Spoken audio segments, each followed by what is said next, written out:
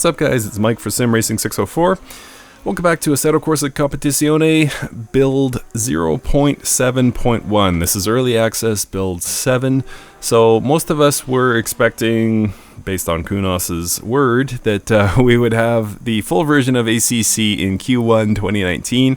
That didn't happen. They're a bit behind schedule, so what they've done, I guess as sort of a stopgap until they get the full release, is to give us another early access build. So there's no new content here. I kind of thought they might squeeze in the Acura, or the Honda NSX, depending on the part of the world you're in.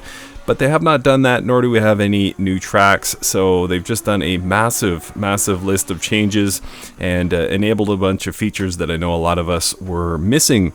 So I'm going to go through this list, guys. Not the entire list. The entire list was probably 100 items long. I've pared it down to about 40. Some of them are really worth discussing, so I did want to get into it. We will start with the gameplay. So they've reintroduced the endurance races, which is cool. Those of you that choose to race 3 or 6 hour endurance races, you now have that option re-enabled. The custom race weekend modes, you can select the number of races, the mandatory pit stops, and the time multiplier. As well, you have dynamic weather. There's penalties for various on-track transgressions, as they call them. There's pit lane speeding, cutting, failure to serve mandatory pit stops within the pit window. And the penalties for these quote-unquote transgressions include drive-thrus, stop-and-goes, and even DQs. And to test this out, I did do a race, and I was speeding in the pit lane, and I got an automatic DQ. If you do a cut and get a large gain, you get DQ'd right away. You can pit stop and do refueling, tire changes, damage repairs, and you can serve penalties, of course. And we also, as I mentioned a bit earlier, we have dynamic weather, so you can see it on your screen here a little bit. You can choose various options and choose the variability of the weather. You can start in whatever condition, and then depending on the percentage of variability, it will change the weather in kind. So you might start out dry but end up with a very wet race. Improvements in cut detection, which is excellent. They've added an input to toggle the wiper on and off. So previously you could just go through the speeds, but now I think it defaults to Alt-W, but you can change that and then just turn your wiper on and off, and it'll remember the last speed you were using. Logic for white, yellow, and blue flags by the marshals, which is really cool. Again, that's something I did test out, and you can see the marshals waving their flag, which is awesome. There is a pause now before you start the race. If you have manual engine starts enabled, I usually set mine to automatic, but if you do yours manually, there's now more of a time window for you to start your car so you don't get left behind as we had previously. And for ratings, the list of ratings was very long. I shortened it. Sum it up to say improved and stabilized ratings. There was a lot of volatility in some of the ratings, so they've stabilized that. We now have data charts in the menu screen where you can see insights for building up your rating a bit more. There's driver category assignments in the total rating. There's beginner and rookie categories. I hope I don't end up in one of those, but I probably will. And then because they made significant changes to your racecraft and safety rating, these ratings are going to be reset. And your track competence, consistency, and car control will be carried over from previously. Visually, the big one here, guys, is that we have visual and mechanical damage. So you're seeing it on your screen now. I took a big run at these guys in turn 1 of Monza, caused a huge wreck, and you can see the damage that caused. As well, you can see here in video when I tried to drive the car after that, it had mechanical damage, and I had to basically turn the wheel, whatever that is, 70 degrees to the left, just to keep it straight. So the visual damage can affect your bodywork, the windows, and the body parts can deform, and the functionality of the headlights. You can actually lose your headlights if you knock them too hard. And there's dynamic windshield dirt effects, and they will clean that off when you're in the pits. Blurred brake disc visuals is another one. For the user interface and heads-up display, there is a cool multi-page and multi-function widget. So you can see it on your screen now. I'm just going through it in the pits. You can cycle through and choose Different options. You can go through just about any function the car has with this multifunction display. You will need to map a button, or you can use the arrows on your keyboard, whatever you want, to go up and down through that menu and choose the various options there. So very, very cool. Let's see, and the widget, if you look carefully in the corners of your screen, you can see the weather forecast, what it will be in 10 minutes, what it will be in 30 minutes, which is really, really awesome. Tire pressure readout is on the tire app. You can see it on the screen here in the Ferrari. You can see when I select the correct multifunction display, you can see the tire temps as well, excuse me, the tire pressure as well. For physics, they optimized multi-thread CPU calculations. I don't know exactly what that's going to translate to. I know there's obviously performance issues with ACC to date. Will this make it better? Let's hope.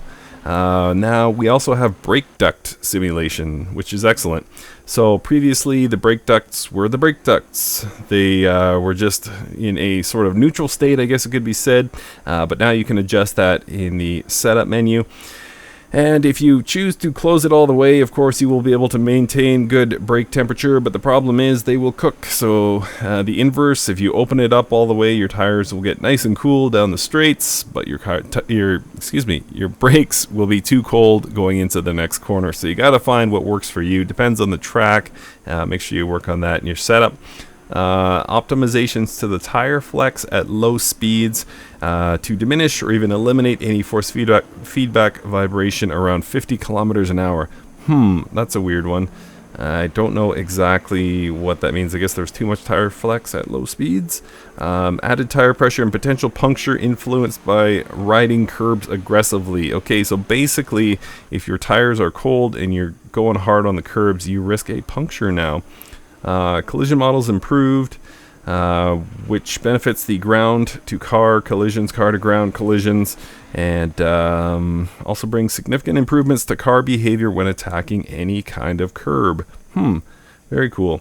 So I've never really agreed with how the cars sort of react over the curbs. I wouldn't say I've never agreed, but it seems sort of my feelings have been sort of mixed on how the cars react to curbs in this game. I think Race Room does that very, very well. ACC, I haven't loved it so far, so hopefully that's improved. Launch control implementation, put it in first gear, floor it, clutch in, and it will limit your revs to 5,000 RPM. Dump the clutch, and you know what happens then.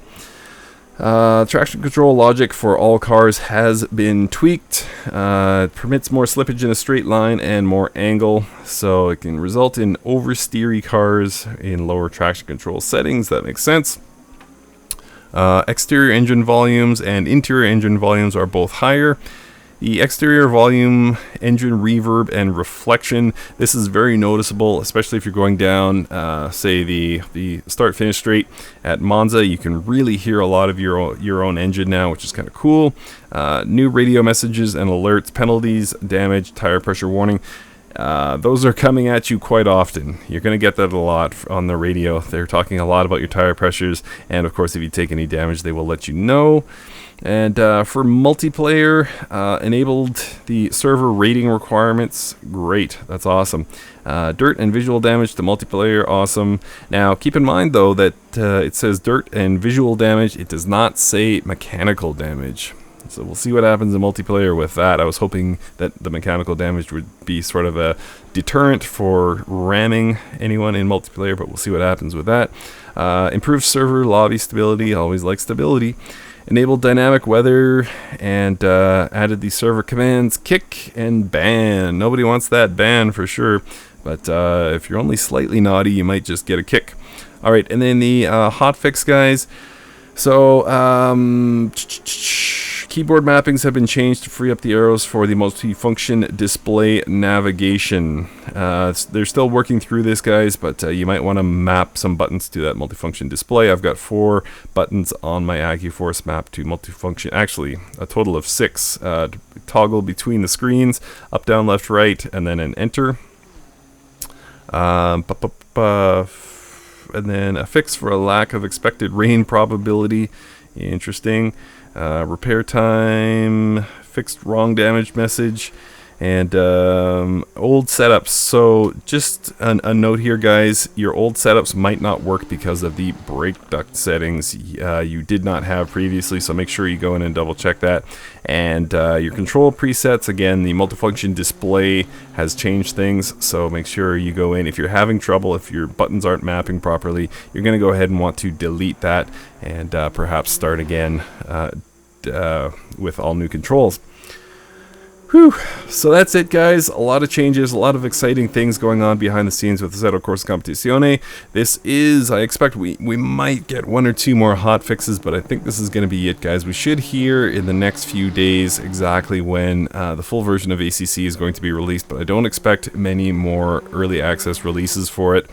So, pretty cool state. I'm looking forward to... I've been kind of hesitant to spend too much time with it because it's changing so much, and even the feel of the cars is changing, so I don't want to get used to one feeling, only to have it changed on me before the full release. But hopefully it's stable now. Hopefully I can start to invest some more time into this title because, quite frankly, I like it. I'm enjoying it. It took some time off, came back, and I've been really enjoying it, so I want to start investing more time into it.